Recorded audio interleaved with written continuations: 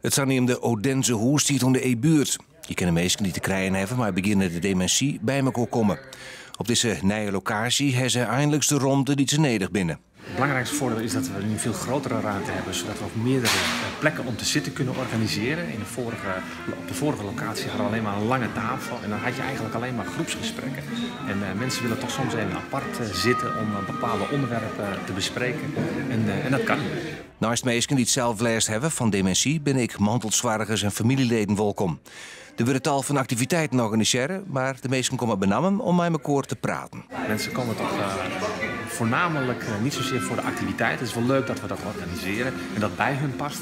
Maar het leukste is toch wel een kop koffie en luisteren, oor kunnen bieden ook en je verhaal kwijt kunnen. Wij kunnen heel goed met elkaar praten en het is heel mooi om bij elkaar te wezen. En dat maakt het heel sterker. Het huis in Ljouwert zit nog in een proeffase van een jaar. Dan wordt bezoen dat er genoeg sponsoren binnen om het huis daarna open te houden.